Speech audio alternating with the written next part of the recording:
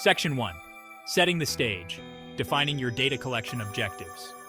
Data, it's everywhere, but not all data is created equal. Before diving into the vast sea of information, you need a plan. What do you want to achieve? What questions need answers? Clearly define your objectives.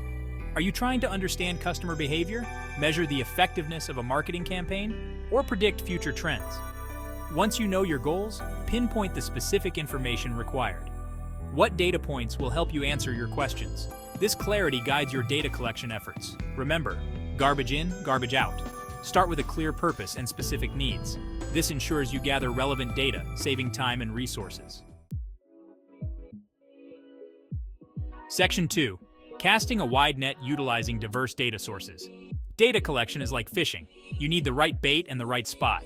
There are two main sources, primary and secondary. Primary data is like catching a fish yourself.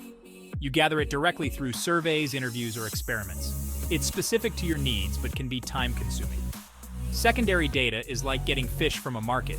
It already exists, collected by others for different purposes. Think government reports, market research studies, or social media analytics. Using a mix of both is key. Primary data provides specific insights. Secondary data offers a broader context and historical perspective. Multiple sources paint a complete picture. They reduce bias and strengthen your findings. Section 3. Building a strong foundation. Systematic data collection methods. Imagine building a house without a blueprint. Chaos, right? Data collection needs structure too. Systematic methods ensure consistency and reliability. Surveys are like questionnaires. They gather standardized information from a large group. Online surveys are cost-effective and easy to distribute. Interviews provide in-depth, qualitative data. They uncover emotions, motivations, and personal experiences. Conduct them face-to-face or remotely. Focus groups are guided discussions with a small group. They explore opinions and attitudes on specific topics. Skilled moderation encourages open dialogue. Observation involves watching and recording behavior in natural settings. It's useful for understanding user experience or customer interactions. Choose methods that align with your objectives and resources. A structured approach ensures the data collected is accurate, consistent, and unbiased. Section 4. Ensuring accuracy, verification, and validation of data. Data is only as good as its accuracy. Imagine a recipe with incorrect measurements. Disaster. Verification and validation ensure data reliability. Verification checks if data is collected correctly. Were surveys completed accurately? Were interviews transcribed properly? Did observations capture the intended information? Validation assesses if the data reflects reality. Do the findings make sense? Are there any outliers or inconsistencies? Triangulate data from different sources. Data cleansing is crucial. Identify and correct errors, inconsistencies, and missing values. Use software tools or manual review for this process. Trustworthy data builds credibility. Verification and validation ensure your findings are accurate, reliable, and truly reflect the phenomenon being studied. Section 5. Maintaining objectivity. Addressing biases in data collection.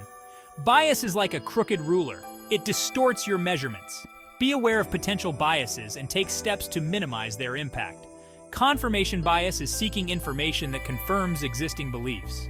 Challenge your assumptions and actively seek out diverse perspectives. Sampling bias occurs when your sample doesn't represent the target population. Ensure your sample is representative and large enough to reduce bias. Interviewer bias happens when the interviewer influences responses. Use neutral language and avoid leading questions. Train interviewers for consistency. Acknowledge your own biases. Be aware of your preconceived notions and how they might influence data interpretation. Objectivity strengthens your findings. By addressing biases, you ensure the data reflects reality, not just your assumptions or desired outcomes. Section 6. Unveiling insights, data analysis, and interpretation. Data analysis is like solving a puzzle. You piece together information to reveal patterns and insights. There are various techniques and tools available. Descriptive analysis summarizes data using measures like mean, median, and mode. It provides a basic understanding of the data's central tendency and spread. Inferential analysis goes beyond description. It uses statistical tests to make inferences about a population based on a sample. Data visualization tools like charts and graphs make data easier to understand. They highlight trends, patterns, and relationships that might not be obvious in raw data. Data analysis helps you answer your research questions. It uncovers hidden patterns, reveals relationships, and provides actionable insights. Section 7. Communicating findings, the power of clear and concise reporting. Imagine explaining a complex scientific discovery using jargon. Confusing, right? Data reporting should be clear, concise, and accessible. Tailor your report to your audience. Use language they understand. Avoid technical jargon unless absolutely necessary. Visualizations enhance understanding. Start with an executive summary. Highlight key findings and their implications. Use bullet points and clear headings for easy readability. Present your methodology clearly. Explain how you collected, analyzed, and interpreted the data. This adds transparency and credibility to your findings. Focus on actionable insights. What do your findings mean? What recommendations can you make based on the data? A well-written report translates data into actionable intelligence.